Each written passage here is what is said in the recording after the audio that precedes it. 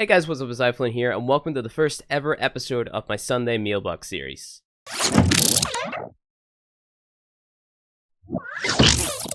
Alright guys, so about a week ago I made a video called Free Announcements where I said that I was going to be taking in questions from you guys every single Sunday in my Warframe mailbox. So if you guys aren't already aware, I'm basically just going to be making this video every single Sunday answering questions that you guys send to me with a gift in Warframe. It doesn't have to be a super fancy expensive gift. It can be like a 5 platinum alloy decoration or whatever, and you guys just ask me a question, right? So this is my IGN on PC only. It's iFlynn, that's all it is, and then just send me a gift asking the question in the gift message, and then that's it. Now unfortunately only one person asked the question like straight after the video. So his name was actually, let's just go ahead and go up the way if I can find it. That's going to be great. His name was Anekwick Arbiter. Now I probably butchered that name, but here it is.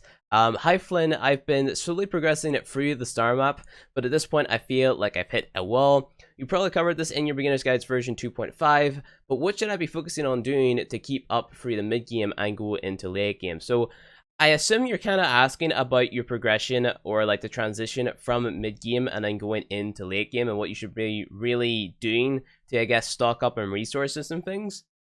I would consider mid game to be a point of which, like, say you're around about, let's say Uranus on the star chart, right? Because you start here Earth and then you make all the way around. You're at Uranus. You've maybe played a few of your void relics. You farmed just a little bit, and you're starting to get like a better understanding of the game. Like, you understand how the abilities of the warframes that you currently own, you know how their abilities work and all those different things.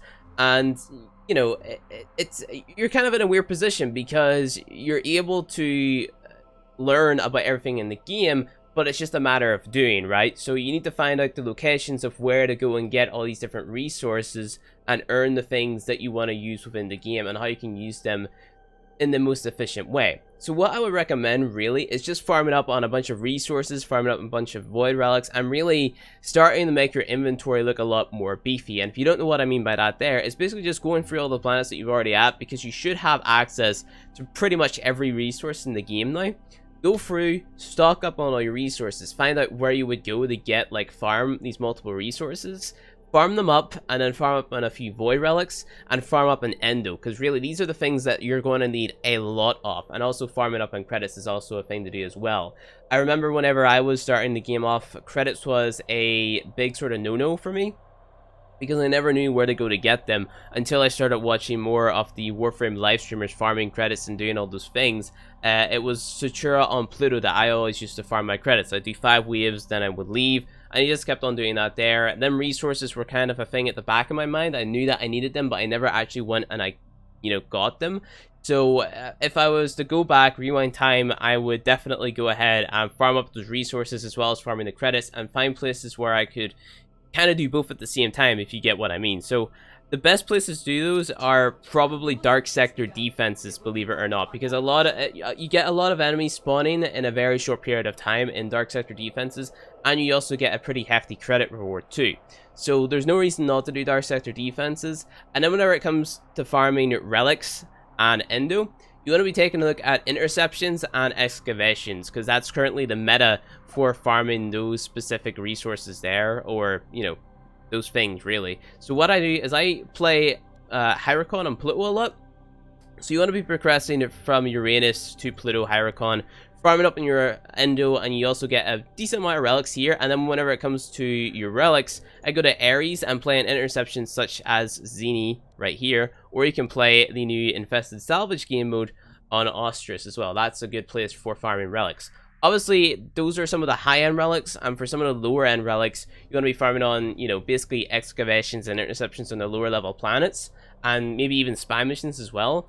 But it's really just making your inventory look more beefy and having more things in it, which will make you seem like you're progressing a lot faster than really you are, I guess. Because you're kind of at a point in the game, like you said, you've kind of hit a wall, right? You don't know really what to do, instead of just, like, farming up all these different warframes and things, right? So what you want to be doing is just farming up all these resources, building these frames, experimenting with their powers, and finding out how you can do that higher end content like the sorties, like the raids, more efficiently as just a player, like by yourself, right?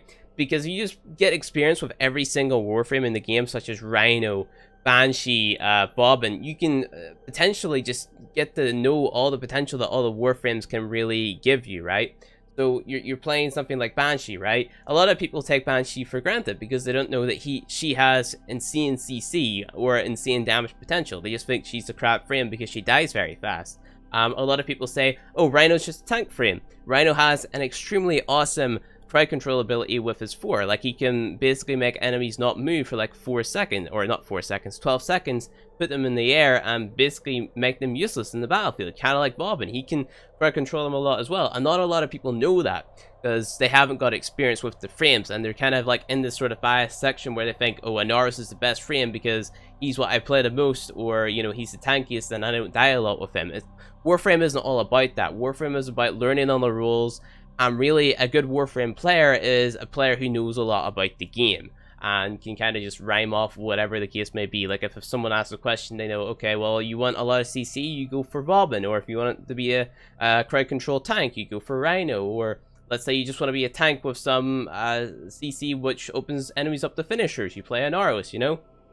Different things like that there. So it's stocking up on resources, learning all the different I guess capabilities of the frames, so their strengths and weaknesses, and then that's really it. Like, there's nothing else I can really say about that. But other than that, guys, I guess that's the only thing I can really say about that question. Also, I just wanted to give a quick shot at the Crimson Dragon 25. Once I started this recording, I noticed that my microphone volume was peaking a little bit, so, you know, obviously my microphone volume was way too loud, had to restart the recording. He actually asked for a message because it's his birthday, so happy birthday, Crimson Dragon 25, and thank you to the person who sent the question in for the inbox. So like I said, guys, if you want a spot on the Sunday mailbox, I'll probably answer like 5 questions per every Sunday video. And it's really kind of just give back to you guys and ask questions directly. Like I said at the beginning of the video, guys, I really don't need the platinum. I don't need the gifts. And this isn't me trying to steal all your platinum or anything. It's just using it in game so you guys can see that I do see your questions and I do go for your questions in the video and no one really gets skipped over, which could happen with social media, right? Some people get forgotten about, some people get skimmed over, and that's not the type of content creator that I want to be. I want to sort of appeal to everyone in my audience who is, you know, putting the time in to watch my videos, because I feel like giving back is obviously the best thing to do, because without you guys watching the videos, then I wouldn't be making the videos, if that makes any sense. So yeah, it's really giving back to the audience in form of helping them out with the game, and maybe, you know, answering any questions that they might not be sure about. So any question at all, guys, even if it's just, hey, can you give me a shout out or something like that there, just go ahead, ask it, and then, you know, it'll get mentioned in the video. So that's about it, guys. Thank you for watching the first ever episode of the Sunday Mailbox. We'll continue this next week. Hopefully there'll be more questions, and I'll see you guys next time.